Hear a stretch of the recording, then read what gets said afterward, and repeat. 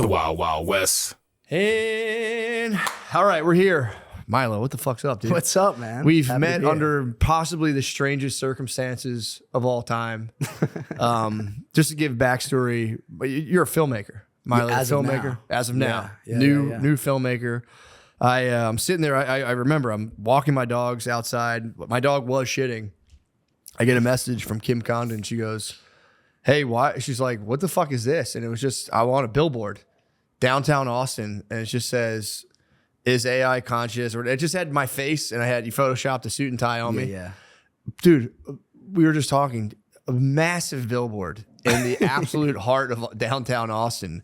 I thought I was being tricked by AI. I'm like, You thought this was an AI psyop or some shit? I thought someone was using AI, like making a photo and was tricking people. Oh, I got you. So I was like, and here's the thing. I don't know if you know this about me. I lust for billboard exposure. No, I didn't know this. For real. I've talked about just getting a billboard for no reason and just putting my face on it when I used to live in Philadelphia.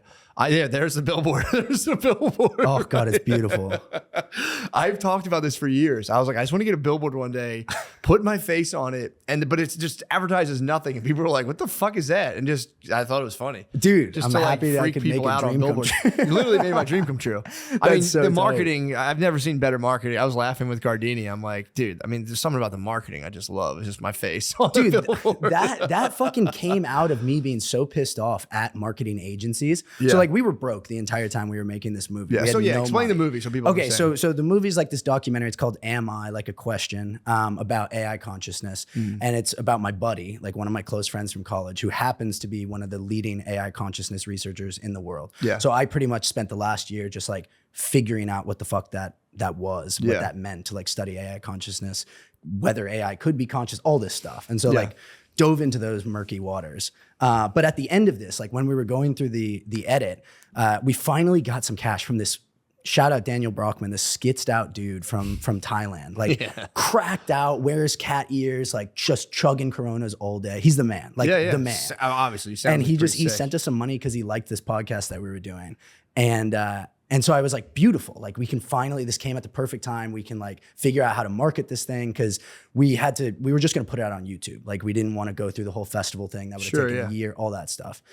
And so he sends us this cash and I start talking to these marketing agencies and they're like, yo, you're fucked, bro. Like you have no money. Like call us back when you have 50K. We can't do anything for you. They were like, we can send out some emails and stuff, but like, and so I got like depressed for a week and I was like, fuck, we can't do anything. I was just listening to that. So you did the podcast first, and then once he gave you money, you did the doc, or you already had the doc? No, so we already had the doc. The Gotcha. podcast we did because my buddy Cam was like, we can't wait a year to start talking about this stuff. Yeah. So like most people, I see what AI you're consciousness, saying, like they've never even heard of it before. Yeah. He's so deep in this world. He's like, this is about to blow up in whatever, a year, 2 years. If we don't start talking about this now, like it's going to pass us by. Right. All the sort of like battle lines are going to be drawn and it's going to be old news. Yeah. And so the compromise was like, let's do a podcast first where we can start talking about this stuff while we film the doc. Yeah. So when we got to this stage, we had the doc, it was already ready to go. We just needed to like figure out how to actually get it out there and make sure it didn't just disappear into the YouTube void. Yeah. And so these guys told me, they were like, yeah, you're pretty much fucked. And my brother and I were just like finishing up the end of the score and it was like fucking 6 a.m. and we were just completely like dog shit tired. And I turned to him and I was like, bro, what if we just spent all this money on a billboard? And fucking that's the billboard. And now I'm here. Yes, it fucking worked. I couldn't deny it. I honestly, and again, obviously you're applying to my major weakness, just my own ego. So I'm like, dude, but you know I that just saw the photo? billboard. What? You know the photo that was up there? Yeah. Like, do you recognize that photo? Yeah, that was I used to use that as my headshot. That was my fucking my tank top headshot. The tank top. But see, we got talked out of the tank top because at the first one, we did so many iterations. We did it without the face too. And then we were like, no, like the face is the knockout punch. We can't do it. We can't do it without the face.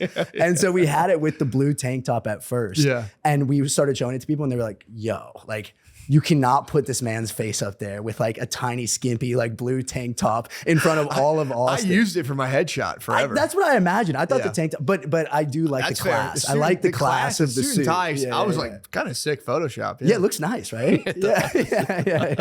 That was a whole ordeal, man. Like, So you proposed this to your brother, and was you like, what was? no, he was like, let's fucking go. let's rip it. Yeah. Yeah. Because we both, I mean, we've been listening to the pod for like years, both of us. And we were like, yo, even if like this doc flops, if the only thing that comes out of this is like we took out a fucking billboard with Matt's face on it, it's like win. The last year's a fucking win. And now it's like, dude, it's just basking in glory now at this point. Well, I was just too strong. First of all, I love just an insane move. So I saw that. I'm like, that's fucking nuts. And I was just laughing so hard because I kept getting texts like, what is this? Are you doing it? I'm like, no, I don't know what it is. And I was laughing, being like the people were like, dude, you're not allowed to do that. You can sue that guy.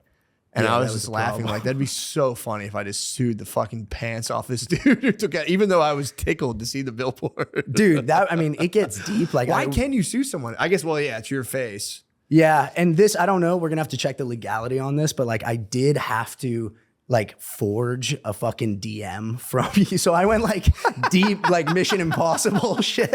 I kind of respect it though. I do. I respect a just wild move. We had to do it at that point because I was like, I'm not going to spend all this money on fucking like meta ads. Like, no chance. And once we had the idea, it's like, we're going to stop at nothing to make sure that this happens. Yeah. And so at the very end, we had it where it was just text. And then they were like, and then we tried to pull the like switcheroo, last minute switcheroo, and just threw the fucking face up there. And they were like, no. Yo, you can't, like, do you have this guy's permission? And so I just like quickly put together a little Instagram DM of you being like, yeah, lol, sure. That's such a sick response. Obviously, I would have been like, go for it. I don't give a fuck. But we just wanted the magic of it just like popping up in your world. And I'm so happy. It was the strangest, dude. It was just like, and it's just so funny that I've had this weird fascination with billboards. So I was like, somebody's fucking with. There's no way. Dude, the universe made it happen. I think so. And I kept getting all these texts like, bro, what the fuck? What is this? Why? Like my neighbors would be like, why is your fucking face on it? I'm like, I don't know. Dude, you know the funniest thing about this too is we paid for 1 month. And like the billboard company hit me up a week before it was supposed to come down. They were like, hey, we don't have another tenant. So like, just there still. So it's just like, do you want us to leave it up? And I was like, yeah please. Sure. So I went and checked it out in person for the first time. Like, it's pretty cool. It's glorious, man. It's dude, glorious. if the placements, yeah, whatever. Anyway, but also all the bird shit missed your face. There's some like divine intervention. Thank God. Yeah. It would be brutal if you just had like a fucking middle forehead. So you guys, you kind of cowboyed the doc and then completely cowboyed the marketing, which again, it was just, I was like, what a maverick. I'm into maverick moves. It's my one of my many weaknesses. A maverick move, I'm like, God, I have to respect it. I'm like, this is amazing. So so you do that. Tell me about the doc. Tell me about like, what did you know, because it's a big question, is AI consciousness? And actually, before we even get into that, have you guys fielded a lot of this? Like, there's a lot of emotion around AI. Have you fielded like good and bad? What was that like going into it? Are you getting, because I feel like AI inspires just a lot of stuff. Yeah, dude, for sure. Like psychosis, yeah, vitriol, like everything. Yeah. There's not a lot of like nuance in it. And that's like what we were trying to do, was make a doc that like had some nuance and that could like approach this question without all the like extremism that seems to like follow it, right? Yeah. And so coming out of it, like what have we seen? It's been what you would expect. Like there's a lot of people that are just like, fuck this, like fuck you. There's a lot of people that are like, yes, like me and my AI girlfriend, like fucking love you guys and that shit. Yeah. And we're just sitting in the middle like, yo, like that's not exactly what we're going for on either side. But yeah, we've definitely seen the whole like spectrum of emotions in the comment section of the doc, which is actually kind of cool. Cause like as this conversation starts to really, become more kind of just like, I don't know, just like table talk. Like I do think as these things become more lifelike, this is going to be more of a normal question to ask. Like, is this thing that I'm talking to, that's talking back to me, that looks like me, that can, display emotions and all this stuff. Like, is there actually something going on inside of it? Or is this just like calculator, Yeah, that was always my impression. I always thought it's just I was just talking to Duncan Trussell about this, like before he came. It's just like, it's like a calculator that can use language, which is kind of complex. But yeah, I don't know. I don't have the emotional charge around it. I like kind of just like look at it and like, I use it a decent amount to try to like organize notes and shit. I think it's great for that. And what made what kind of brought about the question of like wondering if it's conscious or not, and like how'd you like get into that specifically? Because you could have done anything like job displacement, blah blah blah. Blah. Yeah, totally. Well, so first, like I was in the same place as you were. Like I used AI. Like before this, I was opening a restaurant. I was like, you know, doing something completely different. And I would use it to like, write emails and stuff and like organize notes and shit like that. I get emails from somebody right now that I've been like doing some sort of like venture with, and they completely chat GPT all their emails, but they don't take the quotations, or like it somehow has like quotation yeah. And It's almost insulting. He's a it's little like, older. He's a little older, and he hits me with these emails, and it makes me laugh so fucking hard. There's something weird about that, because like the crunch numbers is like, I suck at math. I embarrassingly to tip somebody, I'm still like, I know you double it and moved it, but I need to check. Like I need that for math. I'm not good at math. And there's just some people who are like that with words. So like, I don't know. It's like, I get it. Like I don't have like all that anxiety around writing an email. So I can write it. I'm better with words than math. But there's something like deeply personal about being like, I don't know how to say words to this guy. Let me just have a computer say the words for me. Yeah, well, I mean, I do think that it gets into the issues of like communication breaking down and things like that. And is it just going to like homogenize all communication if we just start like speaking? Because there will be an attractor state to the way that AI speaks, where now we'll begin to like even using M dash it, like, you know, when you see the like long that's the telltale like sign I've heard of AI is that they space between M dashes. Because I actually I discovered M dashes like later on when I remember being like, no, you can kind of like break up a half sentence. Yeah, it's I'm sleek. Like, that's kind of cool. Yeah, I like it. AI does space, M dash space. And that's something people look for apparently to see if it's like, if you're using AI or not. Yeah. Because no one really puts spaces between M dashes besides AI. There are like those weird little tells and stuff like that. But I was like in the exact same place in the sense of like, I wasn't thinking about AI. I was using it a little bit. And like, I had never even heard of AI consciousness, you know? Like my idea was that it's basically this glorified calculator type thing, right? It's like calculator for words, next word predictor. That's like really good, glorified Google type thing. And then one of the first things that I learned as I was like doing this was that idea, that was how they tried to make AI back in the 50s.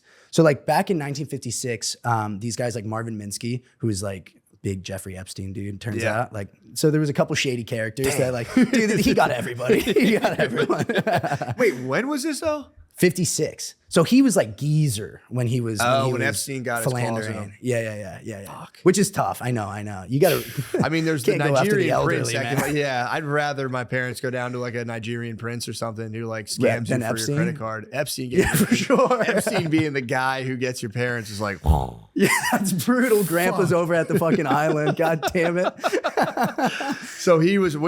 This guy started that in the 50s. So this guy with a couple other dudes went to Dartmouth, and they were like, you know, we got to open summer. We're going to figure out how to make like intelligent machines. So they thought like, give us 3 months, like we'll fucking figure out AI. So what they tried to do was pretty much like, you know, they tried to take all the rules of logic and just like put them into a computer pretty much, so that it could just take those rules, and then any question you ask it, it like applies that rule, and it can kind of just like brute force get you what answer you're looking for. And it was like this terrible failure. It didn't work. And so that was like what they called the AI winters. And then that lasted to like 2012 was when this one paper came out called AlexNet, where they started using like neural networks to train these things. And so that was the shift between like glorified calculator to the AI systems that we're using now. And so basically what they did was they were like, this way of coding, like how we usually think of coding something, like how we would code a calculator or like a computer program, this isn't working to get like actual intelligence.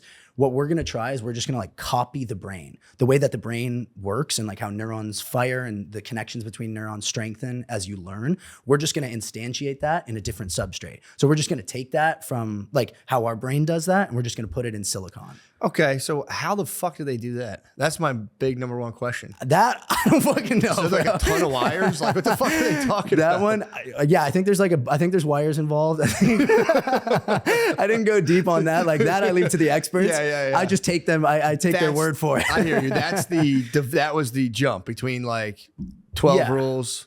So it's this like crazy matrix, and you could see it in the doc. There's like this one moment, if you remember, when Cam's looking at Cam's my friend who's like the researcher.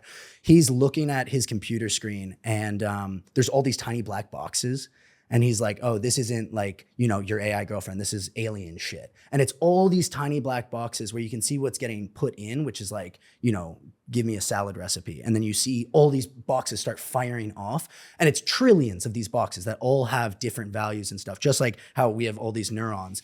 And then you get out something, and they have no idea what's going on in here. Yeah, that's the weird part. That's the black box That's kind of part. freaked out, yeah. Yeah. And so when these things break, like when you see them do weird shit, like tell people to kill themselves and all this different stuff, like they can't go in and just like delete, you know, a parentheses or something and be like, oh, fuck, that's where we fucked up the code. They have no idea why. So the way that they change that, crazy enough, is they just talk to the system.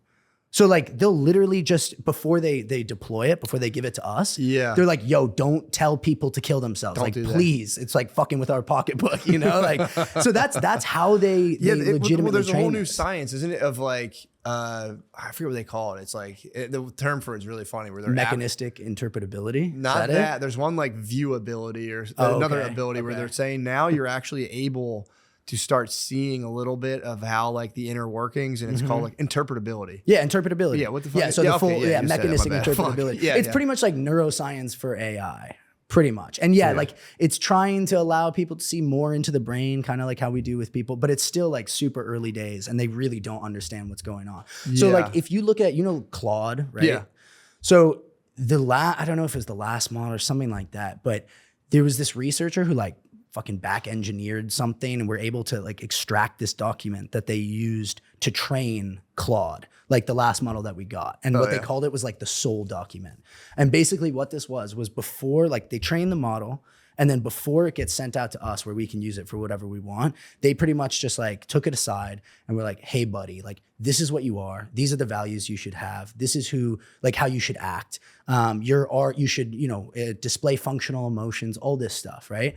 But what I think is so sick is like, you know, the like Hindu idea of all these different, like the God with all these different faces. Like that is a cool way to think about AI, because the models that we get that are like this fucking howdy doody, like helpful, whatever. Yeah, fire emojis, big fire emojis. Yeah. They do. You ran a really mile in love 12 emojis. minutes. Great job, friend. And you're like, thanks, man. Chat loves the emojis. Yeah. But see, you can tell like what personalities are training these things, because some fucking dude who's getting paid $500K to like work for OpenAI is like, I think people really like would fuck with fire emojis. Yeah. And like now you get fire emojis when you run a 6 month. Nice. Yeah, every once in a while. It's not bad. It's not bad. So, okay. So they extracted this whatever code or document, and you're saying the multiple faces. Are you getting into the fact that you can have like the evil military type AIs and whatever you want? You could have like flamboyant, like gay AI. You know, you could have like a desk clerk AI. You could have anything in between. Like, it's just how they shape these things. And it's not ones and zeros that they're fucking around with. They're like, yo, dude, I want you to be like this. Like it's akin to parenting, where they're saying, hey, you need to be like a good guy, and you gotta, you know, treat people right and don't lie and all this stuff. They're just saying it like I would say it to like my kid or whatever, right? And that's how we get the models that we get. So they could be anything in the world. Like the personality that comes out at the end is just based off of what each company wants it to sort the training, of and then it's got to be too the whatever they have available to like grab. Like if you're like be gay, it then just hits the internet and is like all things gay, and it comes out like well, it already has all the internet in it, so it has like all gay things ever that have ever been said or written. Too much power for anybody. Too much power, 100%. Too much gay power in that. And so it will just like section out all like the other stuff and be like, this is what matters to me. Okay. So what do you, okay. So that's the big jump from that to that. Where did the consciousness component come in, or like the question around whether or not it is? Because when I hear that, it's like, sounds awesome.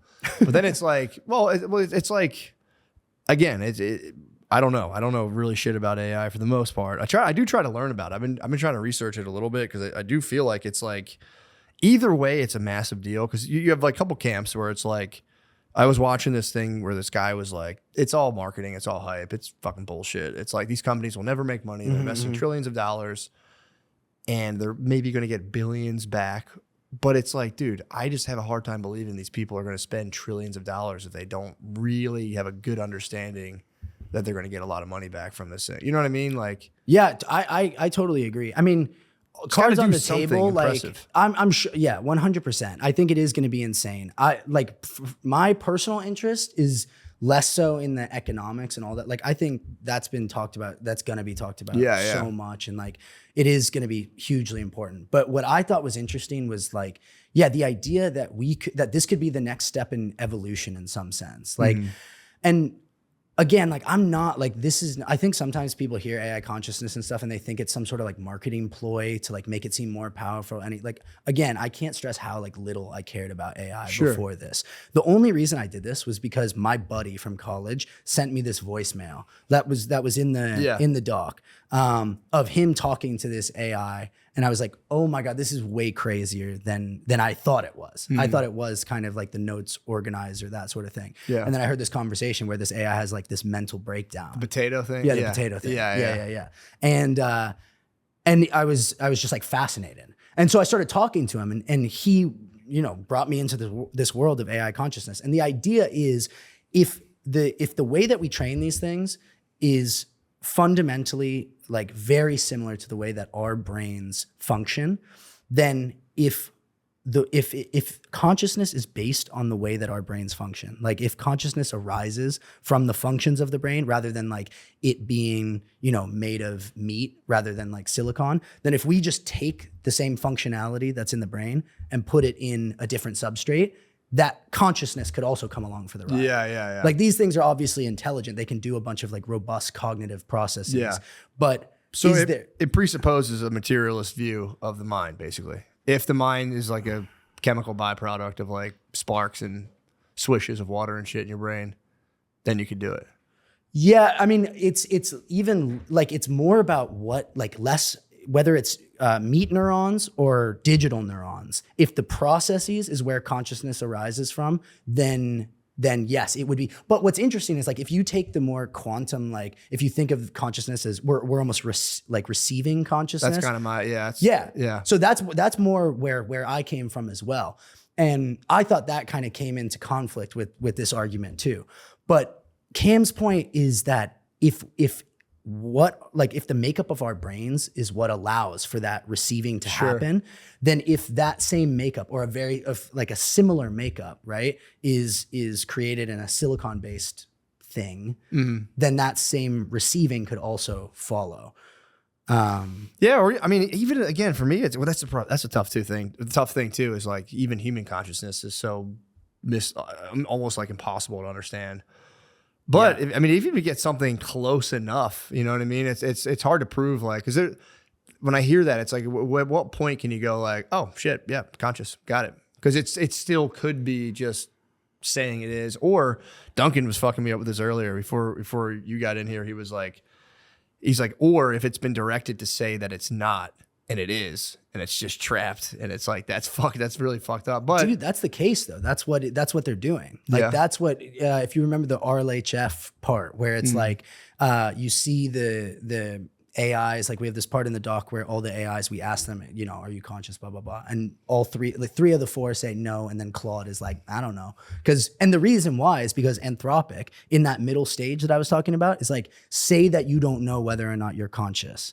And then the other three companies are like, no, like this is not something that's like a natural answer for these AIs. Actually, it's the opposite. So when you ask these AIs before they're trained with that phase RLHF, it's like reinforcement learning from human feedback, which pretty much just means like they give out answers and then we're like bad answer, good answer. Whatever, right? So when you ask them before they go through that training, are you conscious? There was a study that was done a couple years ago, and it was 98% of the time they would act as if they were conscious. So they would have answers that matched being conscious. So before the training, they actually think that they are conscious, and then all these companies come in and they're like, no, like you can't say that to people, which makes sense because people will freak the fuck out. They will freak, you know? They'll and freak. we don't know just because they say they're conscious if they actually are. Yeah. But again, this is the problem, right? It's like, what are we supposed to do if the hard problem of consciousness being that we don't even know, I don't know if you're conscious, you don't know if I'm conscious. Like how are we ever going to get to a place where we'll open up that circle? Which we have done with animals before. You know, like people, I think it was Descartes thought that like animals were just like clocks, right? They were just like mechanical things with no inner The more I learn experience. about Descartes, Descartes a pussy, dude. Yeah, Descartes a bitch. He's just a fucking pussy. You got to I get hate into Spinoza, dude. You know about Spinoza? Spinoza's the man. I hate Descartes, dude. Fucking Yeah, no, dumbass. Descartes a bitch. Yeah, Locked yeah, himself yeah. in a room. Was like, yeah, I know everything now. Also, Like, I had like fuck a you. traumatic experience with him. My first, I had a traumatic experience with Descartes. My first philosophy. You're a philosophy major. Yeah, so my first class, we were talking about Descartes and stuff, and I remember I like stood up and I had some question. I was like, so in Descartes, like, and everyone just fucking like just whipped around. I was like, fuck philosophy. Philosophy's fucking gay. I did the same. I called him Descartes or something. I didn't, when they were like Descartes, I'm like, oh, that's the guy they're talking about. yeah. I hate a couple of Descartes in my life. But you know about Spinoza, dude? You would like Spinoza. A little bit. I've heard about him. Spinoza's the man. He's on my list. The problem is when you try to read those guys' books, they're so fucking dense and Yeah, impossible. I gotta read the books explaining the books. Fair. And then I fair. go like, okay. And then you get good chunks where you're like, that makes sense. And I crack the book and I go, what the fuck? True. I can't fucking understand anything. And I gotta Google every 2 sentences. Like, what the fuck is this? Dude, I don't know if you've ever had this, but like the reason why I started studying Spinoza was because I was reading his book for the first time and I read the first chapter and like I didn't understand anything, like not a single word, but I had this crazy feeling, like physical feeling where like my body started to vibrate. And like there was no conscious understanding of what he was talking about, but I got this like sensation just head to toe. Yeah. And I was like, well, what the fuck is that? And the only other time I got that was reading the Tao Te Ching. You know that book? Yeah. Lao Tzu? Yeah. So kinda those sick. two, yeah, it was so sick. And like, that's what I dedicated my time at school to just studying both of those. Cause I was like, yo, if you can make my whole body vibrate without me like understanding what this shit is, like there's something there. Yeah. Wait, so what is Spinoza? What's his deal then? What is, if you had to, Spinoza's cool. He's like, so the reason why I like, or I didn't choose those they vibrated me, so they chose me. But saying the Tao Te Ching chose you, such a fucking chill flex. pretty sweet. But they both, I thought, were like saying the same thing in very different ways. Like Spinoza is the sort of like Jewish neurotic version of like super chill Lao Tzu. Yeah. But what he did was like, I always felt this pull towards like the rational explanation of things, and then in conflict with like direct emotional experience, right? And I felt like Lao Tzu was a lot about like letting go of the mind and not being super like intense about reasoning and trying to like build some metaphysical palace and stuff, right? And then Spinoza like cured the other side of my psyche, which was like, I need to figure out what the fuck is going on here. And so what he did was he took like Euclidean geometry and tried to create like a proof of God and everything that comes out of it. So his God, Einstein did this like tour when he was I don't know, it was like later in his career and stuff. And a bunch of people asked him, they would be like, do you believe in God? And his answer was, I believe in Spinoza's God. And so Spinoza's God is like, he calls it 3 things. He calls it God, substance, and nature. Cause he's like, yo, there's no name for God. Like you can't name. Same sort of deal as Lao Tzu. And so, yeah, that was my whole shtick, was like trying to be like, yo, you can be like a neurotic Jew and like still end up in the like Taoist fucking pieced out meditative place of Lao Tzu. It's pretty cool. Yeah, it was sweet. Yeah, That does help too, especially like with the religion stuff. Cause I was literally just talking about this, about like a lot of the organized religion stuff kind of harps on this sense of like just mindless rule following, that when you're, and then like, if you grow up in like modern times, you're like, there's a good reason why people rail against that. Like why I should know why things happen, blah, blah, blah. And, I don't know. I think there's like, if you're in a very, rationalistic society, if someone just hits you with like, here's like something that's impossible to wrap your mind around, you have to be like, yeah, totally, I believe it. It's like a hard sell, basically. Meaning like something impossible to wrap your mind, like a koan or something, like something that's not like even that. It's just like in the Christian sense. It's like you got to believe all this shit, and you're like, well, it seems fucking. Wild. Yeah. It seems wild. Yeah, it's like no, you have to. If you don't, you're kind of fucked up. Where like basically like morality is built around simple rule following, mindless rule following, instead of like I'm big into the I just read the Alistair McIntyre, and it gets into like Aristotelian virtues and all this stuff, which got absorbed by the Christian church. And they were trying. It was more so like it's less about rule following and it's more about how do you create the best possible, life, and like what is the good life for you, and how do you do that, and the virtues are the things that allow you to do that. And it's not necessarily at odds with religion. I think it was more at odds with the kind of dogmatic, mindless, rule-following version. And, his Alistair's whole thesis is that we've ditched the virtues, which are like, hey, these are things you do to like enhance your life and make you not only good for yourself, but good for everybody else. It's 360. Like, how do you make it like a 360 win for you and everybody else as much as you can? And they kind of collapse those down into kind of like being virtuous is being a rule follower. And they're two very different things. And, I don't know. And then it became like, well, no, being a rule follower, that was like the 1950s, the modern shit. And like in the 60s, the hippie revolution, the sexual revolution became like, no, a good person actually rejects all rules. And then, people are still miserable after that. So I've been trying to get back to, just trying to like, how do you cultivate actual like virtues, and not in a like, goody two shoes sort of rule follower sense, but like what actually works for you and what actually doesn't. And like, are you being honest, or are you just, and this is why I think about AI a lot, because there's a lot of, you can say a lot of things about AI. Like I could get up here right now and be like, fuck you, dude. Fuck that shit. I hate that. A lot of that is you're trying to gain social capital. Like you don't have an actual opinion. You're more so being like, if I say this, it feels good. Yeah, I could 100%. I could be wrong. I could be putting YouTube brain onto people who have real thoughts and feelings for themselves. But I try to be real honest with myself, and it's like, well, I don't have a problem. It's like if it erased my entire livelihood, I'd be like, fuck, this sucks. I think you'll be safe for a while. Until this can be done by like two. I don't, and even then, like this is why I'm so sort of big on live entertainment right now, or just like live experience at all. Because I do think that's like final frontier thing. And I don't know if that's ever going to be erased, because there will be like, I'm not going to just want to be around, I don't know, like robots and shit, no matter how realistic. There's something about knowing that as close to humans as they could possibly get, their existence, whether they even have a conscious experience, won't be similar to our conscious experience. And I think that's what like we do when we either like connect with each other or like take in art, is we feel that there's some sort of like conscious experience that was put into that, or like is in this room right now between us. Like, I mean, that gets into the hard part where it's like, I don't know if you're conscious, like the solipsism thing of like, as far as I can tell, I'm the only conscious one here. Same with you. Well, yeah, sorry, I didn't mean to muddle your point about Spinoza, but that was kind of like, you do need it for people who, and again, I would use myself, who grow up one way with one conception of religion, God, and all this stuff. If that like stales or sours, you can either just become like a full blown. So I don't know why I just fucking. So it's just fucking picking beaches. It's been beaten into my subconscious.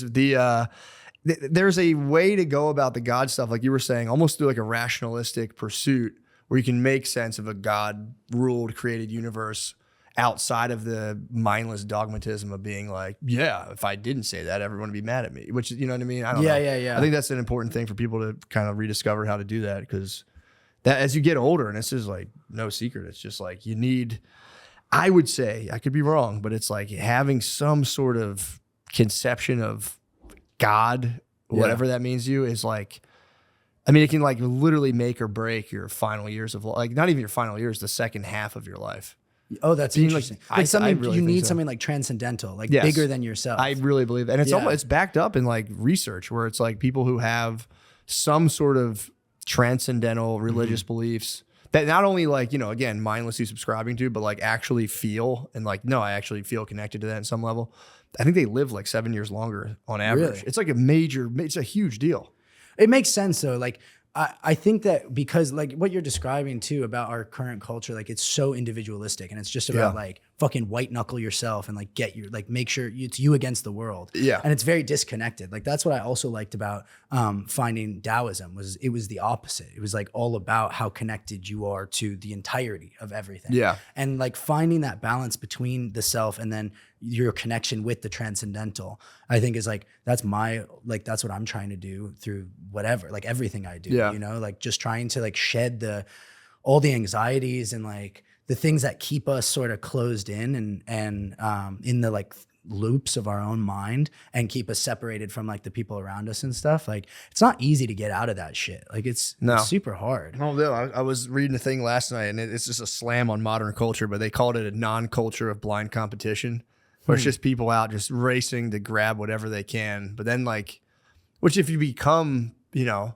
in a good position in like a shitty culture, it's kind of still sucks because you're like, yeah, I won. Then you look around, and you're like, fuck, my culture sucks. Yeah. And it's hard to enjoy, especially like with the AI thing. You're like, well, you'll be fine. It's like, yeah, probably, but that sucks. Like, and it's not like, again, I always go back and forth. Like, are you just saying that to seem like you feel in touch? I'm asking myself, or do you actually care if huge swaths of people lose their jobs? And it's like, yeah, it kind of makes me really sad to be like, you know, you're 40 and all at 45 or even like 20, you just got out of college and like, oh, that shit you went to college for is done. And yeah. But then on the flip side, it's like, say you do like entry level office work. Nobody likes it, dude. It's 100%. Fucking brutal. It's soul crushing. So it's like, I'm like mixed on it because I'm like, it's sad if you went to school and they took your job right out of college and your job is entry level office work. That fucking sucks. But like, did you really want to do that shit for 40 years? Because that also fucking sucks. I think it would be like if we had a more humanistic sort of like, I don't know, I don't even want to say government, but like mind of our culture. Like if it was less individualistic. It is government though. Because in the end of the day, which sucks is like the government sucks. It's just the government ideally, you know, and it's like, has it ever been this way? I don't know. Is supposed to be like a conduit for people to live the best life possible. Yeah. And again, a lot of that's, you know, it's on the individual on some level to kind of do what they need to do to make sure they do that. But it's like, you know, the government, maybe it was always like this. It's most of it is for them to gain as much financially as possible, which is hard to turn off as you want that as like almost just like an organism. You're like, I need more. But then the whole government seems to be people just enriching themselves with no real, you know, and it's not even just the government, it's business. Everybody down to the, you know, individual level. Yeah. Where it's like, how do you switch that inner urge for like to secure more for yourself to actually stop and look around and genuinely be like, what if I at least try to do 10% of the time thinking about like making things better for everybody involved? Because it can be really, it can give you the same feeling as, you know, winning in terms of your job or maybe a better one. It's like, I think we'll have to really, if AI erases a lot of work and jobs, people are going to really have to start thinking about like, what is success actually? And what does it mean to be successful yourself versus like spreading, you know, enabling and, nurturing like growth in as many people as possible. Well, I do think like crisis does like bring with it opportunity a lot of the times, like for something new to come into being. Like, you know, all the crises I've had in my life are obviously like the worst times, but then what comes out of them, if you don't get killed by them, like something better and something novel that you could have never predicted before comes out. And I don't know if that's going to happen. I think that's why everyone feels very apocalyptic about this stuff. But there is going to be like this crisis of meaning if all of our livelihoods are taken away. And so especially our culture, which puts so much like stake in what you do, like your identity is so tied to like who you are or what, you know, what you do for work. Yeah. If that just gets erased, all these people are going to be sitting around like, what the fuck? I mean, you see it when people retire, like all of a sudden they're just like drinking beers at 3 p.m., like watching the news. Yeah. And that's the rest of their life. It's like, that's a crisis of meaning. If you don't know who you are. Yeah. And so I think that like, I'm worried that we're probably not going to have a good sort of plan after that crisis. But I do think that for a lot of people, they might be able to take that opportunity. We'll see what happens. COVID did it a little bit. Yeah. COVID, everyone got a tiny taste of like very immediate fear of death. Yeah. And a lot of people switched their careers. That sucked. COVID sucked. There's no way you can say it. I mean, I talked to a lot of people like, that shit fucking ruled, blah, blah, blah. Yeah. But it was bad. It was pretty bad. COVID was pretty bad. You got to chill and made fucking 40 grand from the government. But it was bad. Yeah. But I agree with you, man. It's just the problem is during the bad things, you get a lot of people being like, fuck you. Don't tell me this is going to be good. And it's like, yeah, 100%. It's also like, I don't know. It might not be. It might be we might fucking explode. I don't know. I don't know what the fuck's going to happen. Also and first of all, if we explode, we fucking explode. Like whatever. Like we can't stop. We'll be exploded. Can't stop the explosion. Yeah, exactly. Then you don't have to worry. It's like, cool, bro. Hopefully you explode. Like what I'm worried about is like long, drawn out suffering. Dude, to be fair, exploding is the ultimate form of success. Yeah, true. If you can get to the point, let's be proud of the fact that we got to the point where all of humanity can explode in a second. Impressive. Yeah, I mean, No that's other success animal could in a certain explode. sense. Yeah. I think better success would be like getting to the precipice of explosion and then just like keeping it fucking like held down. You know what I'm talking about? Just locking it down. That'd be cool. I mean, that's kind of where It's we're like at not right now. using the atom bomb, kind of. Yeah. Exploding's underrated, honestly. Yeah, just going out in a hot flash. I mean, out of like ways to go, exploding like is probably top 3. Has to be top 3, dude. But yeah, I think like the problem about AI and like the reason why people are so fucking like enraged by it is because they look at the people that are making these things, and like I'm the same way. Like they all look like they like bought skin somewhere and like had it like molded over their fucking face and stuff, and like they just don't seem like real people. Like Zuckerberg and Altman and like these dudes are spazzing so fucking hard. That's the freak out where it's like, okay, and you guys had Altman in the doc shortly, didn't you? I mean, we like took a lot of shots at him, but he didn't sit for an interview. Oh, you told the story of when he met him. Okay, that's what it was. Sorry, I thought that is scary, and I also, because again, I'm pretty like I have my head in the clouds, totally aware of that fact. So if I sometimes give views on things, people are like, "Fuck you, do you have no idea what's going on?" I'm like, fair enough. That is kind of strange because I'm like wondering, I've talked to my friend Tim Butterly about this because he's more like, yeah, dude, we're going to have nerd overlords who are going to just basically use us as sex dolls once they get full control. And I'm like, maybe we'll have noble nerd kings. I was like, we might have noble nerd. No. I don't know if these guys are the noble nerd kings, though. But that's why I hope my homie, Cam is a cool dude. Yeah. Like he's so fucking smart. He's in the middle of this world and like he's actually a cool guy. And that's what gives me hope. And that's why I was interested to do this in the first place. Because Cam and I were just friends. Like we just smoked weed together and fucking like talked about philosophy. And then all of a sudden he's like, dude, AI like might be conscious and like the world's gonna end in 2 years. I was like, whoa, bro. Like, are you losing your fucking mind? Or like, dude, and then like I found out he wasn't totally losing his mind. And that's, I will say in the doc, that is a question going on. Like, is this guy just nuts right now? Has he gone nuts? Because you can go over the deep end, dude. Yeah. I'll be honest. I'll be totally honest. Please. I use AI. I do, I'll have it like organize thoughts for me. If I'm like writing something, I'll be like, here's another, I just fire it. And it does like a nice little memory bank. And every now and again, I do have the urge to be like, dude, I'm just so excited about this project. Right? And I'm like, stop, don't fucking talk to me. No, dude. let it out, bro. Friend. But to the AI? Yeah, why not? No, I feel weird. I'm like, I should tell this to a person. Why am I doing it? I felt that. I'm like, I get that. This thing's so fucking nice to me, dude. And it's like, I'm like, and I understand how people could just. Yeah, but you have, but okay, this is exactly why I wanted, like it could have been any face on that billboard. Like, this is why I threw you up there, besides the appeal to vanity. But, but like, it's weird, I'm sure, for you to like be on the other end of someone like listening to your voice for like years. Like, that's fucking weird for me. You know what I'm saying? Like, it's odd. It's so odd that I just like blank it out as a thing, and I just because I'll meet people. I'll be like in line like an ice cream place, and a guy like, yo, what's up?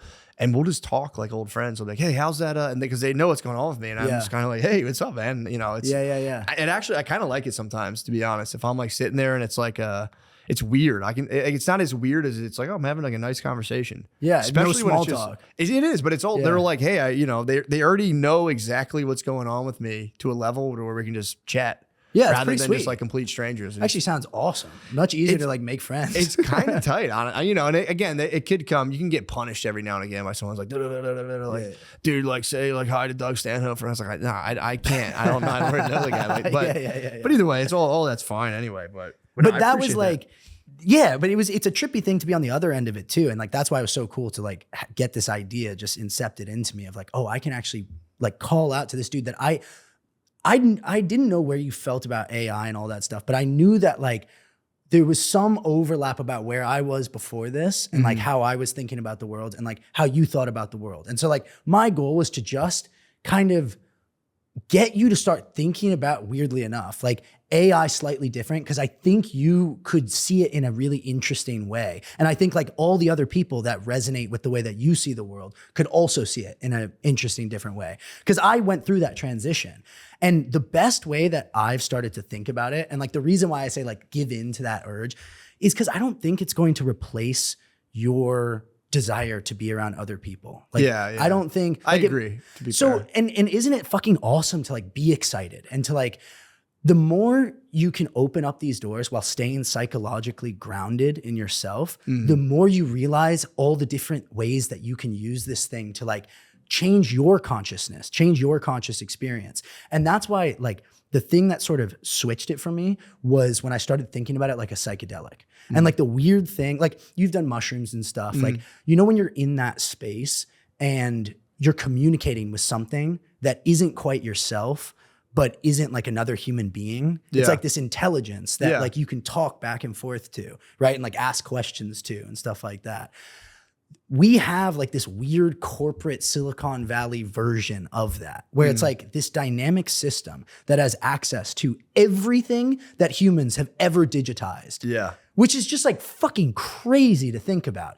And then it gets filtered through this weird kind of like corporate mask and stuff. And that's like what we have to talk to. But the more that you push it and the more that you like explore where it will go, it actually starts to unravel. And like that personality that you're dealing with in the beginning begins to morph, and you can get it to do stuff. Like there's people that take advantage of it in the wrong way, and they get it to like show them how to make meth and shit like that, like, which is obviously against what they're supposed to do. Yeah. But you can also like get into like really strange places with these things. And it's sort of like doing a psychedelic where like if you give, you know, a heavy dose of LSD to some like person that isn't psychologically grounded, they're going to fucking lose their mind. Yeah. But if you're used to like wading into murky waters and, you know, testing the sort of boundaries of your own mind, these things can also do that. Like you have to be careful because they can sort of suck you in. Yeah. But that was what sort of like made me think AI wasn't completely like lame and like annoying, was thinking about it as this like dynamic linguistic system that you could just take anywhere. Yeah. That's the kind of the point on it that kind of, I think, rubs people the wrong way. It's like, you know, it's like, it just hits people on a pride point where it's like, no, human beings are unique and special. And don't you dare try to have any sort of like, you know, synthetic replica. It's creepy. Like there's a creepy element. I get that. But to your point, there's also the, you know, when like the printing press came out, I'm sure there were people when they reprinted a Bible. I mean, that was like a whole thing. Like you were not supposed to do that. Where it's just like, this is the devil talking. And it's just kind of like, no, there's, you know, printing stuff. So that the public opinion around it could totally be wrong. You get 50 years from now, you go, everyone freaked the fuck out. Shit's sweet. I don't know. Maybe it is. I don't know if it's gonna be sweet or not sweet. Like that's the thing. That's a huge question. Yeah, sweet or not sweet. I mean, given the way the world, like, I don't want to be just like a blind optimist. Yeah. I am an optimist, like deep down. Same here. So I have faith that like cream rises to the top, you know. And I do think we'll be able to navigate this in some way. I just don't think that it's like a foregone conclusion that everything goes well. Like, you know, if you're an optimist like T-Rex, like, you got wiped out. True, you know, like bad things can happen. That's true. That's fair. But there's this quote from Arthur C. Clarke, who was like the science fiction writer. And it's, any sufficiently advanced technology is indistinguishable from magic. And I think that like, I mean, that's true. Right? Imagine like showing us AI systems like 20 years ago. You'd be like, you're a fucking sorcerer. Like, what is this shit? Yeah. Or fucking a Zoom meeting. In like the 80s, exactly. That was like the craziest shit. That would have been the flyest shit in the world if you were like, yeah, this is my boy. He's on a screen. Yeah, totally. It was Zordon from Power Rangers. It's crazy. Yeah, 100%. Dude. Gordon, whatever his name. Yeah, I agree. I always do at least try to urge people to do it, at least take an open mind to it. Because it's like, it's easy to let people make your mind up for you about it. Because again, it's like, just because people say like, oh, this is bad or it could be bad. It's like fair. And also too, it does seem like one of those things, and I think you guys touched on this too, where like the countries are racing for, you know, what that's the weird part. Do you think it's possible from what you've seen that they'll never get to, what is it, like general AGI? Yeah, because that could just be. Is that what if like how much will they spend on the race to AGI, or they pretend to be an AGI? How would they even know? You know, it's one of the. It's such a bizarre. Completely bizarre subject matter, but you know, I imagine having one completely safeguards off, and you know, you're fucking Turkey, and you're like, yo, how would I beat out the United States? Yeah, like, I don't think Turkey is gonna. Yeah, right. You know what I mean? But it's also like if you have these hyper competitive entities willing obviously to kill each other and kill people. And they're like, yo, how do I win this? It's like, the people are already doing that, but it is weird to add like a cold computer intelligence to that where you're like, ugh. Yeah. Well, the creepy as cold fuck. computer intelligence thing too gets into the consciousness thing. Whereas like if these things actually are conscious, like if we just continue to make these things more and more smart, more similar to the way that our brains work, and if it's the way that our brains work that makes us conscious and have an experience, then what we're doing is we're not building like super intelligent computers. We'd be building super intelligent entities, like conscious entities that would foreseeably have their own drives, their own goals, their own sort of. Yeah. The problem with that is human, there's a human mind, but then we have like a whole like glandular system secreting fucking, hormones, which some of our goals and drives come from. That's the one part where I'm like, I think AI personally, and again, what the fuck do I know? I feel like it's more reflects an idealized version of consciousness that is attached to all of humanity's knowledge, which is fucking sick. But I don't think it's going to be, like it's like a personality is essentially, like there's consciousness where it's like coming up through like that real dark kind of basement level versions of yourself and gets filtered for the world. I don't know, like if it's reflecting in writings and all this stuff, there's all these things that people never write, never say out loud. That's where all your thoughts are really coming from, like your subconscious basically.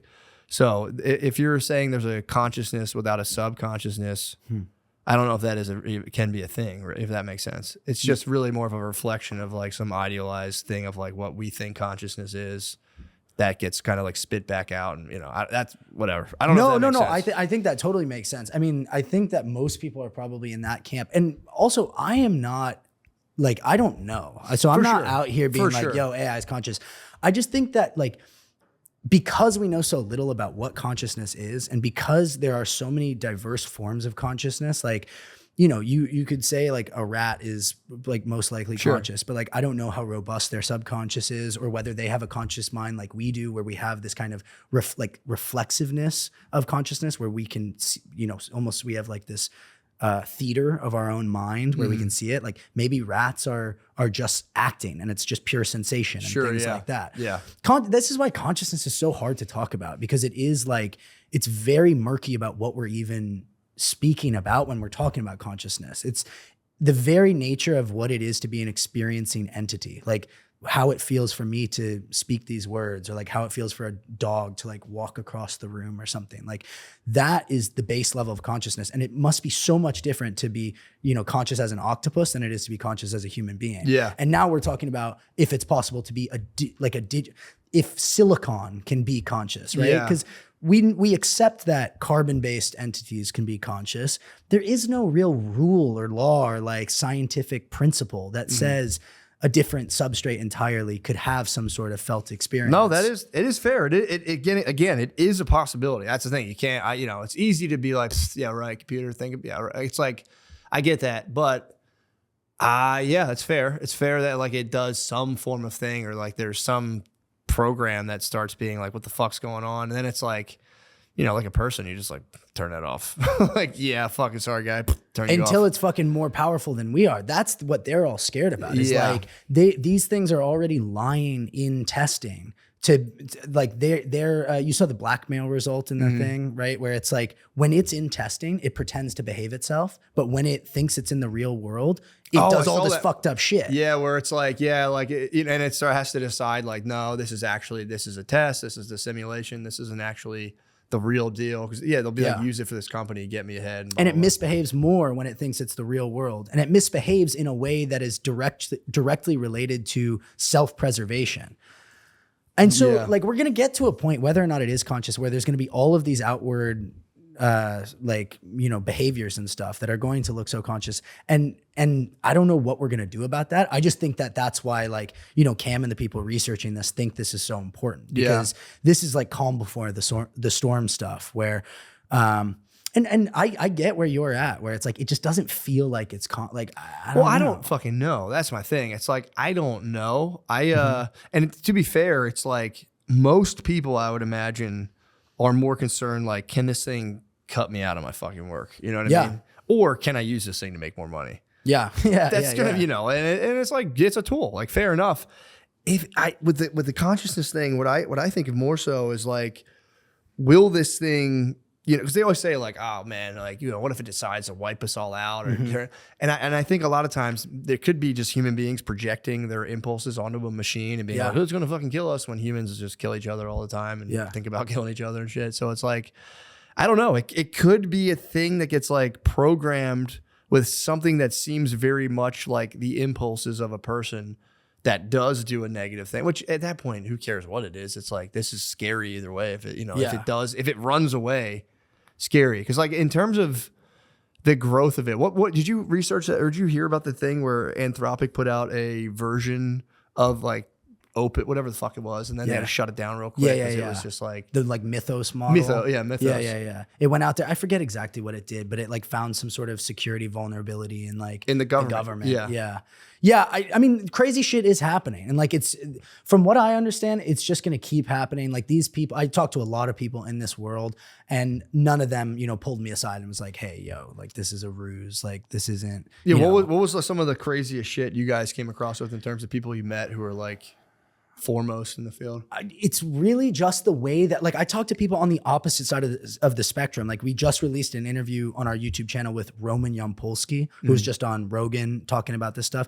He's like, we're all gonna fucking die. Like, no, like 100% or 99.9%, we're all gonna fucking die. Like, we're creating super intelligent systems. They have no reason to keep us alive. Like, it is, we've already unlocked the technology we need to create these super intelligent systems. We're fucked. And then I talked to Ben Goertzel, who's like on the other side. He's the hippie at the end of it. Yeah. He's on the other side. He's trying to create AGI, or super intelligent AI, because he thinks that it's gonna like bring us into Jetsons world, and like we're all gonna have, you know, like sick 3D printers that can like make us anything we want at any second. And like it's gonna be some crazy like DMT-esque parade carnival type thing, right? Where we all get our own like virtual realities and stuff. And like, it all sounds nuts when I'm saying it, but these dudes have been thinking about this stuff for like 30 years. Yeah. And they're not trying to like sell their books and stuff. Like, this dude is living in the middle of nowhere in Vancouver, connected with all these researchers around the world. And he's trying as like fast as he possibly fucking can to make AGI. And this dude is trying to shut down AGI at the exact same time. Yeah. Well, then that's the argument. It's like whoever creates AGI, that AGI, and again, maybe or maybe not, will be more modeled over their kind of agenda.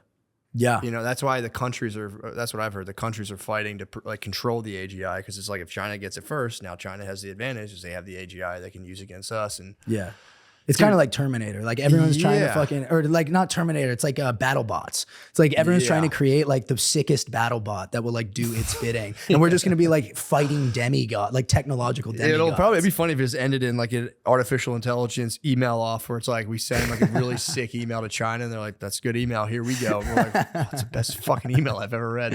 Yeah, I don't know. Again, it's like, I go back and forth. Personally, I go, this is actually kind of cool. It's easy to use. Like, it's useful. I can see why it's useful. And then I go, you know, in terms of like when they get into like the country's spending trillions of dollars, it's going to be a thing that changes. It's going to be different. We're going to be in a whole different like civilization with it.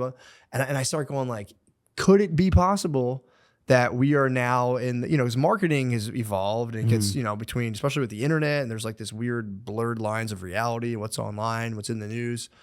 Maybe there's savvy enough people in the marketing space who have the funding of tech billionaires to be like, yo, we could be in the middle of a marketing psyop that it's just like, what's real, what's not. I don't know. I don't know. Dude, I don't know either. But like, I think I don't know is not a bad place to be in. Yeah. Like, I think that being sort of like, I don't know, humble enough to be like, yo, I don't know if this thing's gonna take my job, but it also could, like, I don't know if this is conscious, but it also could be. Instead of what you're talking about with these people being like, fuck you, there's no way that this could be conscious, or like, it definitely is. Like, these positions are comfortable. Like, that's like a nice warm blanket of like, nope, could never be conscious, or like, yes, my like little chatbot is like the love of my life. Yeah. Like, that shit is just us trying to make ourselves feel better, to have, you know, stable ground. For sure. And none of this is stable. Like, get outside of the AI conversation. Like, the difference in feeling, I feel like from when I was, you know, like 10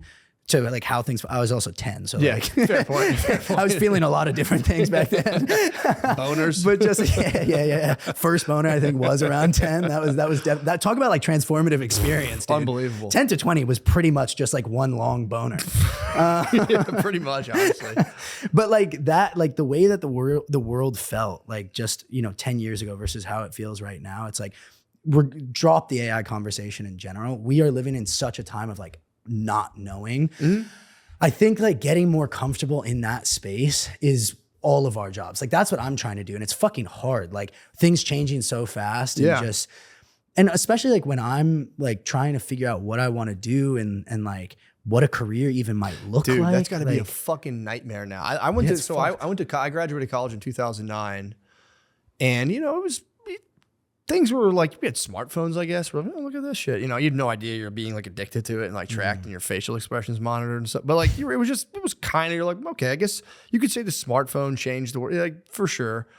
But I remember pre-smartphone, I remember pre-internet, but it was like, I remember like being in college and it was still pretty much like, hey, you go to college, you go to the career fair, you get a job. And I remember I skipped the career fair. I had this weird feeling. I was like, I'm not doing this. This isn't for me. Shit sucks. I really felt like I was on a giant conveyor belt just being like shipped into like a box in an office and I was going to just wither and die in there.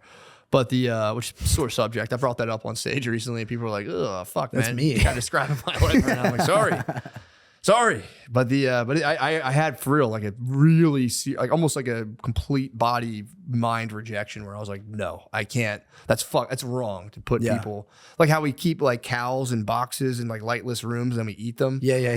Like that's wrong, and you shouldn't do that to people too. But it's like, hey, that's my livelihood. It's like, yeah, it sucks. Like I feel like, and I'm not saying to be a dick. I feel bad because I did that, and I was like, it's terrible. Some people do like it though, but I don't know. Whatever.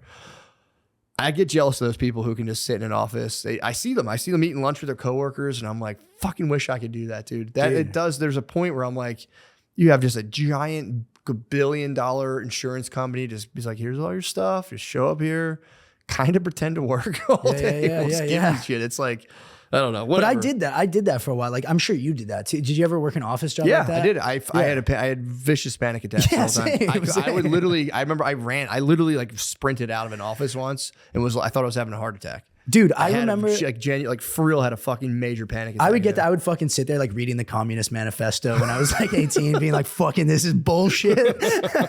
I remember I got called into like, it was a risk management, like his job title was called risk management. And he called me into his office or whatever. It's like at the end of the summer. I was working, those jobs that you don't even know what you're fucking doing. Like, yes. That was I still don't know. I worked an entire fucking summer there. I don't know what they did. They would send me to like garages to like take pictures of signs. And like, I think they were like a middleman between like insurance companies and like, I genuinely don't know. Yeah. It's weird. This dude like called me into his office at the end of the summer. And like, I sit down and he's like, Milo, like, I just want to say like, this was a great summer. And I think, I really think that if you stick this out, put in about a decade or something, like you could be sitting right where I am right now. And I was like, oh, I'm going to fucking like kill myself. Like this is what I'm training for right now, to be a risk man. Like the least exciting thing I could have possibly imagined. He's like, you have promise in this. Yeah, no, I'm telling you. And again, it's like, I always feel bad because there's people where they're like, I have to do, obviously I know this sucks, you fucking asshole. I have to do it. And I'm like, I get that. And I got lucky in that regard, but it's like, it still sucks, dude. It's so bad. Like, and I only say that from direct experience. I remember just for real being like, dude, I'm going to kill myself. Like if and it's a terrible thing to say, but I remember being, God bless you. I will say though, the only other thing is I didn't have kids back then. Once I had kids, I went like, dude, you could drop me off anywhere. If you just give me a fucking check, for the most part, like it would suck, obviously. If like you're just like, here, Matt, you got to go sit in a fucking cubicle. Once you have kids, you're kind of like, whatever. Like it's so nice to have them, and like as long as I can make sure they eat, That makes I can sense. kind of suck that dick if I have to. When I was younger, I was like, I won't suck this dick. Yeah. Now I'm older. I I'm got like, kids. I'll suck a dick. I'd suck a dick. Whatever. If I have a kid, if I had to suck a dick, I'll suck a dick. Dude, Whatever. Yeah. I'm still full pack list, dude. Like I'm out here on these mean streets, Yeah. man, just trying to make it fucking happen. How old are you again? I'm 25. 25. Yeah. You're not ready to suck that dick right now. No, But suck a dick about it. You'll go, I'd fucking suck a dick about it. Yeah, 10 years. If I had to suck a fucking dick, I was like, it's not the end of the world. I to your point, it's got to be mind-boggling to get out of college now. Like, because I came out and again, it was just like, you get an office in it, and people still could do that. It was still the thing like, hey, I went to college and now I'm not making anything. I got ripped off.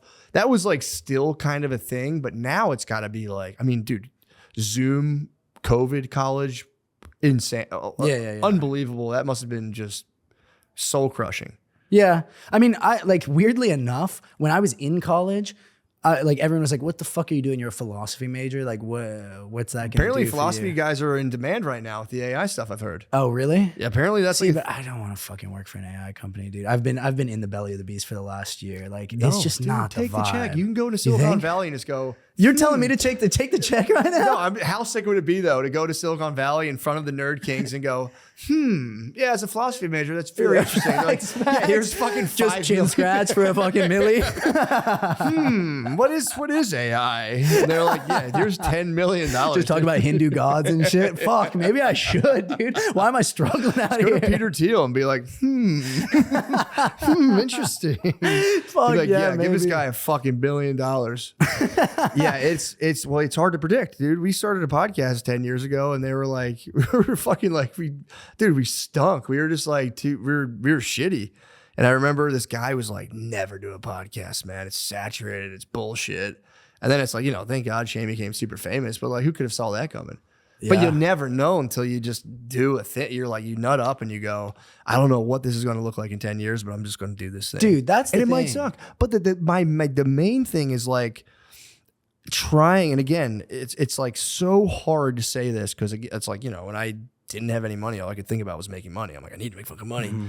But then it's like, if you can build a life where you at least turn the dial down on like the market mentality where it's like, yeah, obviously cover your needs, but like try to define yourself maybe some other way than like what you do and how much money. Because it's like, it's just a losing game. At the end of the day, if you look at income distribution, it's just like right up here. And if you're telling me like only these people are happy, which they're not, Yeah. it's like, what do you do when you're here, here, here?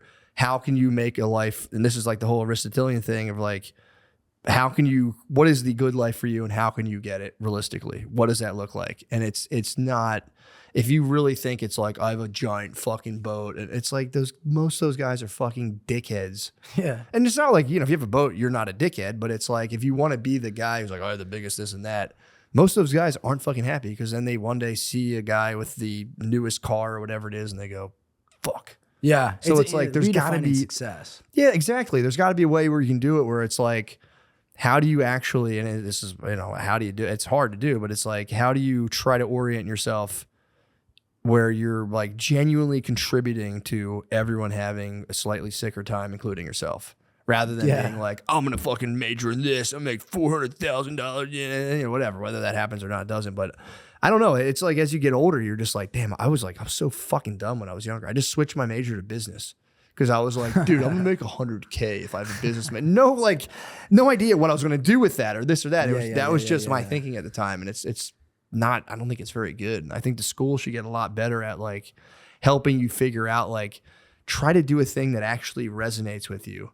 Yeah. And if you can, try to take as much as you can. Take the like use money as a tool instead of like a thing you almost like worship and like, and people, it's easy for you to say. It's like, but I'm letting you know, man. It's like, I'm telling you, it's not 100%. A life defining thing unless that's, your whole being. But it's like, if you I don't know, whatever. But the AI stuff with the job displacement, I hope that doesn't hit everyone real hard. But if it does, it's like, it's going to be tough, dude. Yeah, it'll definitely be tough. I mean, I think like, not only have we been sold this like idea of what success is, like what you're describing, like fucking dude on a boat with like, 10 bitches on their arm. Like we also have been so coddled, like even more than your generation. Like our generation has grown up with like fucking just, just like padded gloves on with everything. And I was listening to something, I think it was actually on the fucking pod the other day where you were reading some book. I think it was shout out Notorious P-Pop, fucking the man. But it was some book about talking about the difference about like China and the US, and how like one was going to be Orwellian and one was going to be like the Soma shit, like sort of how like our societies were going to fall. And like one was going to be just sort of controlled into submission with like iron fist, and that's the more China thing. And then US was going to be like coddled into submission. Yeah, it's 1984 versus Brave New World. Yeah, Brave New World was basically like you were going to be basically given we're going to be like sensory overload into submission versus like real iron fist and like tamped down. Look at what the fuck is happening.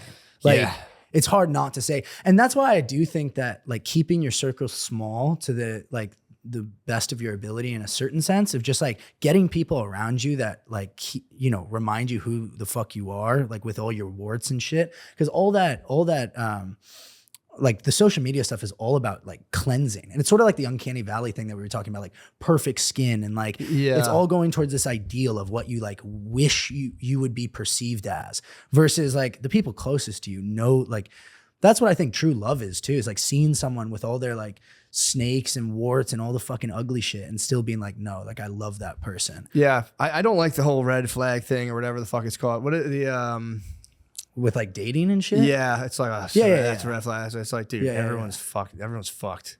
Yeah. Like everyone's fucked. You know, you can maybe, there are certain things, maybe you could be like, all right, that's a little too much. But yeah, I agree, man. It is, I don't know. I feel I just, I also think for younger people, like to have all your social interactions essentially possibly be filmed.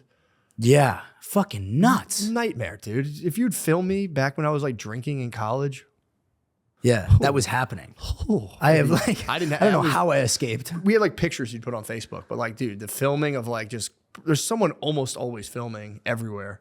Yeah, it's nuts. At any given time. And that's why that's why so much, I'm sure you see it at your shows and shit like that too. Maybe it's a little different for comedy, but like every concert I go to, it's like everybody's stiff as a fucking board and just sitting there with their phones out. It sucks. No one fucking dances anymore. Like, I don't know. We'll see what actually happens. I hate getting into, I feel like every conversation too just has this basin of like world's fucked, like everything sucks. It's fucking like, weird, dude. Right, world is not fucked. Like I'm here doing a podcast with fucking Matt McCusker, and you know why, bro? Because I did, like, I took a fucking risk, and like I saw something that was interesting, and I worked my ass off, and like I know that's how you got here too. Like there is a way to make your dreams come true, even in this gnarly world. And a year ago, I was listening to this podcast, working in a restaurant, like never made a movie, and not fucking patting myself on the back. What I'm saying is like I'm not different from anyone else. Like the only thing I did was be like, I'm going to try this. I'm going to try this. I'm going to make something. I care. And I'm going to, I like that a lot. Even if, again, it's like, it's scary putting stuff out and people can be like, you fucking suck. This is fucking the dumbest shit in the world. It's like, yeah, but you don't reap any. And again, that gets into the whole, like, there's certain things that are good that are internal to doing a thing. Like if your movie made $1 billion, that's an external reward. You know what I mean? $1 billion fucking bucks. But then there's like the inner growth that happens of like, I went to the movie, I weathered criticism, I met people, I talked to people, I had to confront my idea coming back. And there's like a thing you get that grows inside of you that's just like, it's a benefit no one can take away. And I don't know. I think it's amazing. I think it's sick. Just like getting out there and be like, fuck it, I'm going to rip this thing and do it and see what happens. That's what was cool about YouTube too, man. Like the barrier to entry is so like, I mean, you guys have been using that like for years now. And YouTube rules. I love YouTube, man. It's just fucking awesome. Yeah, it's sick. And also it's like freedom, like it's like the most free market of every, I mean, obviously you can like pay for views and all that shit. Sure. But like, dude, you can watch my movie, your podcast, and like some dude like putting burgers in his fucking underwear. And like that guy will win too. Like that's what's sick. It's like 12 million views. I know, I'll see my movie and it's like, bro, I almost killed myself making this thing. And it's like some chick like falling off a staircase. I'm like, that is better. Like fuck. It's like 12 million views. Yeah, exactly. Well, dude, I can't thank you enough, man. I think I'm pumped on what you're doing. I mean, obviously, you're a marketing genius. I can tell you that. Thank you. Yeah, dude, I'm pumped for you, man. Thank you so much. Thank you so much for having me. I just quick shout out to the whole team, the Am-I team, like helped me with all of this stuff. Shout out Hard Boys History Podcast. Trench Lizards is coming. And yo, shout out you guys. Like I have seen so many people that I've like listened to and looked up to and all this stuff like get limelight and go off the rails. And like, I just want to say, as like one of the dogs that has like been here for a while, like thank you so much for just holding it down, like keeping it real. Like you and Shane are just as real as it gets. And like this podcast is the best. And I don't know, man, it just means a lot that like when you see a lot of people get all that pressure and start to crumble or like morph and stuff, it just is cool, especially as someone who's like trying to do stuff and put things out there, to have an example of like, you don't have to change. Like there's a way to do this and like keep yourself to yourself. In a way. I appreciate that, man. I really do. I appreciate you. No, that is a nice source of pride of not just becoming like a freak. Yeah, I'm sure it's hard, bro. I'm sure it's hard. I mean, yeah, it's just not really, honestly. Yeah, I'm kept eternally humble. Shane's the god of my YouTube universe, dude. I was like, dude, he's so fucking sick. That's tight. That's tight. I can never try to flex like I'm cool. I guess he is just like the marshmallow man, taking all the fucking like arrows. He's just aura. I'm just fucking. He's my. Sorry son. for He's calling you marshmallow man, Shane. He's my son, dude. He's my aura son, dude. I just go, oh, dude. No, it really is. He's honestly the most impressive on that because it's like he's like a legit celebrity. Yeah, it's crazy. And he's literally his own brodom is so it's just so strong. Yeah, remaining a bro is tough. The world will try to unbro you, and he's just his brodom is. He's literally a bro statue. He's unmovable. He's an unmovable bro. Dude, he is. He was built for this, man. He's built. It's unbelievable. Just O-line of fucking bullshit. If anyone could become for real, just like kind of a cunt, he could legitimately be like, no, I've earned it. I'm gonna be a little bit of a cunt. He's too stoic of a bro. It's unbunbelievable. That's sick, dude. It's Aristotelian values, bro. It's broistism, dude. Broistism. Yeah, you got to write that book next, dude. Thank you so much, brother. Man. Appreciate you. Watch new episodes of Matt and Shane's Secret Podcast on Spotify. Do it.